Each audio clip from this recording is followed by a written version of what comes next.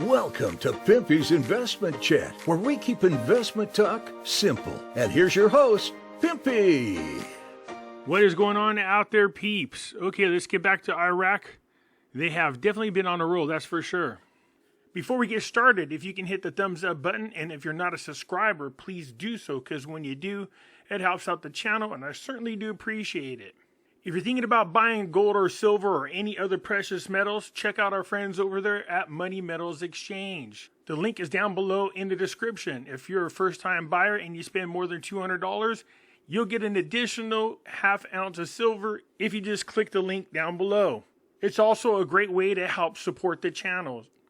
Also, I can be found on other social media websites. I do have my own webpage called Pimpy's News Network. Over here, I have the opportunity to talk about subject matters that I cannot talk about on YouTube without getting a violation or being removed. So come check me out on Pimpy's News Network. I do have a YouTube channel called The Other Side of Things for people watching me on other social media networks and do not realize that I have a YouTube channel. So come check me out over here. On Facebook, I do have my own Facebook group called Pimpy's Investment Chat. Over here, we do talk about gold, silver, cryptocurrencies, as well as other foreign currency investments or any other investments that you guys want to talk about. Just let me know. Come join. It's free to do so. I can be found also on Twitter, MeWe, YouTube, Odyssey, and yes, I do finally have a Rumble. I'm not sure why my videos are not popping up on my channel. Just go right here. If you put in Pimpy's Investment Chat. So my videos are posted. I just don't see them on my channel yet, but I'm definitely on Rumble. All the links for all these social media platforms can be found down below. So come on over and join. It's for free. And if I should ever get kicked off YouTube, you'll know where else to find me. Okay, finally starting to see a lot of chitter-chatter when it comes to just the countries that are lining up to join the BRICS nations. The death of the US dollar. Gold, silver, there's a ton of different conversations going all in at once. Again, I'm a huge supporter of people buying into gold and silver. You should have done that a long time ago, but it's never too late. So Iraq is thinking about joining the BRICS nations. If they do, that would just be another slap into the face of this administration. This is a terrible administration, man, it really is. We went from almost having peace in the Middle East under the Abraham Accord to now we've lost those nations because they're tired of the United States being bullies. The current government in Iraq is very loyal to the Iranian leaders, and we all know that the relationship between Iran and the United States is not very good at all. So how this affects the IQD ties right back into the story I was telling a lot of people about, and that is this. We printed out so much money doing the quantitative easing. There's no reason for us to do it. They should just let the market crash. Quantitative easing was not necessary. We printed trillions and trillions of dollars, which has now led to the destruction of the United States dollar as a reserve dollar. Right now, people are dumping dollars, and we have got trillions of them out there that we've handed out to other countries. And if they stop using U.S. dollars for whatever reason, there's no request for the U.S. dollars, then those U.S. dollars all come back this way, which pushes us right into hyperinflation. If you thought inflation was high now, that's nothing compared to what we're about to see. You got to understand what's really going on. People are going to starve to death. That's not an exaggeration. All you got to do is look at what happened in Venezuela and Zimbabwe to get an idea of what we're getting ready to deal with. This couldn't have happened to the United States without help from inside this country, help from inside this government. All right, so just keep that in mind. And all you people out there talking about, no, Trump's in charge in the White Hats. Man, you guys got a really serious, rude awakening coming. So the Iraqi Dinar is slowly gaining strength. There's some policies and procedures that were implemented within the Iraqi central bank that's making things a lot better. But as time goes on and the dollar really starts to crash, it's starting to go slowly. But every time it does, the feds interrupt by increasing interest rates. And by doing that, it allows the dollar to live another day. But eventually the Fed is going to run out of tools to use to prop up the dollar. And when that does happen, that's it. America's whole way of life is about to change. You got kids, you got TVs in every room, computers in every room. That shit is going to be gone. I know a lot of you can't see a future like that. Unfortunately, you are in for a rude awakening, man. You really are.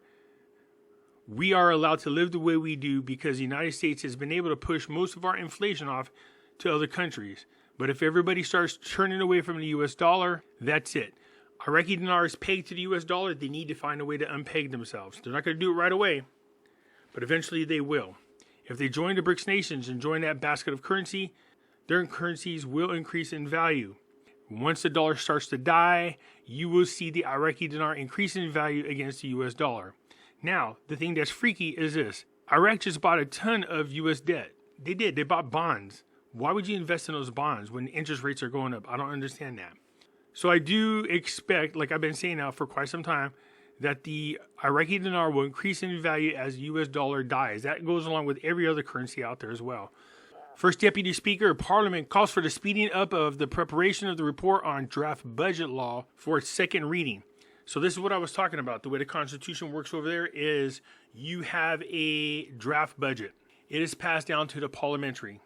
If they have some amendments that they want to add to it, they make the recommendations and then send the draft budget back with the amendments to the committee. The committee reviews those, writes in their response to the amendments. They turn around and send it back to Parliament. So that's where we are now. Parliament is getting ready to have a second meeting after the response of the committee to their amendments. If they agree with them, then they take a vote and the budget is passed. If they want more changes, it goes right back to committee. So they're getting ready to do their second reading, and if there's more changes they are going to recommend, it will go back. Now keep in mind, they're not just doing 1 year this time, they're doing 3, which is unheard of. But I think in this case, it's really going to benefit the Iraqi people. It's really hard for them to make any kind of business decisions or any household decisions because the budget's not passed. Because most of the time the budget has not been passed. So if they can pass 3 years with the opportunity for amendments, I think it's going to benefit the Iraqi people in a major way. This article is interesting. America offers Iraq the development of the telecommunications sector. In other words, another way to spy. So the U.S. ambassador to Iraq, Elena Romanowski, returned the credibility of Iraq's telecommunications sector as critical. Of course it's critical. They don't even have electricity there. Sitting here today, I met with the Minister of Communication, and we discussed the reality of the ICT sector in Iraq. The credibility of the telecommunications sector is critical to the development of the prosperous Iraqi economy and the delivery of the services that the Iraqi people deserve. She noted that American companies are ready to help Iraqi build the future. They should have done this a long time ago. So here we are, the United States offering Iraq to help them build their telecommunications.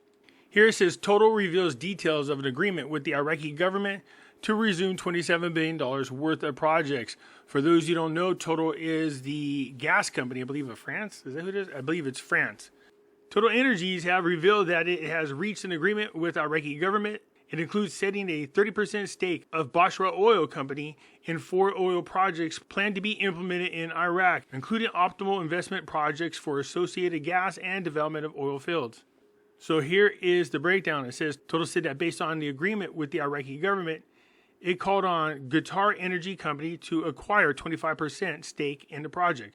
And therefore, a consortium will consist of Total Energy with a stake of 45%, Basra Oil Company will get 30%, and Qatar Energy will get 25%.